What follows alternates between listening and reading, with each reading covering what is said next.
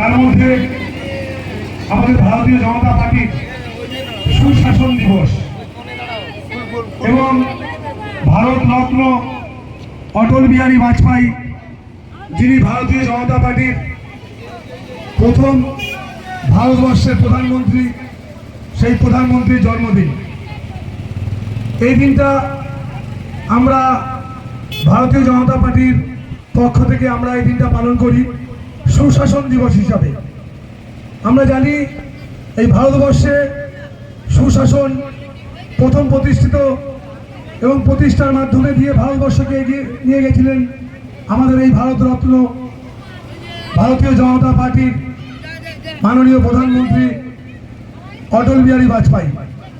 তার আদর্শ ধরেই আজকের আমাদের, আপনারা জানেন যে ভারতবর্ষের যখন আমাদের দুজন এমপি ভারতীয় জনতা পার্টির, সেই এমপি থেকে আজকের আমরা ভারতবর্ষের জনতা পার্টির বিজেপি সরকার অর্থাৎ এনডিএ সরকার আজকের আমাদের এই সুশাসন দিবস ভারতবর্ষকে এনে দিয়েছে। আগামী দিনে এই পশ্চিমবাংলায় সুশাসন আনতে গেলে আমাদের এই বাংলায় আগামী দিনে যে 26-এর বিধানসভা আছে, এই বিধানসভায় সুশাসন আনতে গেলে আমাদের ভারতীয় জনতা পার্টিকে ডবল ইঞ্জিন সরকারকে নিয়ে আসতে হবে। সমস্ত সনাতনী হিন্দুদের উদ্দেশ্যে আমরা বলছি, আপনারা জানেন যে সারা পশ্চিমবাংলা জুড়ে কোনো সুশাসন নেই, সেটা আপনারা ইতিমধ্যেই উপলব্ধি করছেন। কেন উপলব্ধি নেই সেটা আপনারাও জানেন।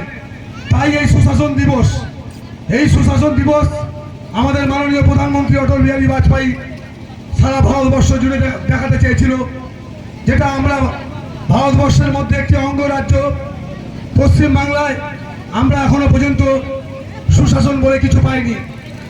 সুশাসন বলতে একটাই পেয়েছি, যে সরকারটা চলছে তৃণমূল সরকার, তাদের সুশাসন, তাদের নিজেদের সুশাসন, তাদের পরিবারের সুশাসন।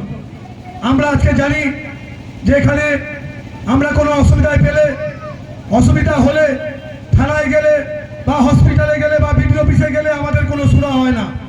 সুরাহা হয় একমাত্র পশ্চিমবাংলায় যে যারা ক্ষমতায় আছে শাসক দলের নেতা মন্ত্রীদের এবং তাদের ছেলে মেয়েদের, সেটা আপনারা ভালো করেই জানেন।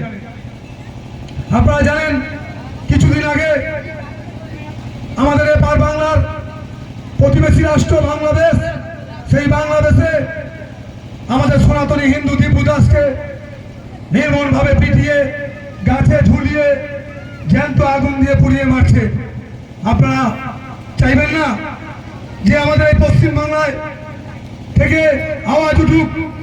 আপনারা সনাতনী হিন্দু, আমাদের কি গায়ে রক্ত টকবক করে ফুটছে না যে আমাদের এক সনাতনী ভাইকে জিহাদি মুসলিম, রোহিঙ্গা মুসলিমরা বাংলাদেশে জ্যান্ত পুড়িয়ে মারছে, আমাদের গায়ে এখানে আগুনের মতো টকবক করে ফুটছে। আমরা চাইছি এখান থেকে এই আন্দোলন তুলে দিতে চাইছি সারা বাংলাদেশ জুড়ে। আমরা দীপু দাসের পরিবারের পাশে আছি।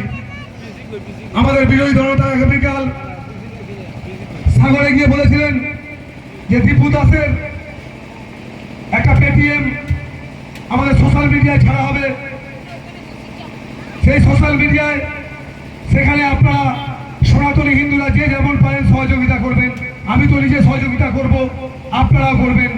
আমরা সনাতনীদের পাশে আছি, হিন্দু ভাই হিন্দুদের পাশে আছি, এই আশা আমরা রাখবো এবং হিন্দুরা হিন্দুদের পাশে রাখবো। আপনারা জানেন মুর্শিদাবাদের বেলডাঙ্গায় একজন হুমায়ুন কবির মুসলিম ভাই যদি একটা বিধায়ক হয়ে বাবরি মসজিদের নাম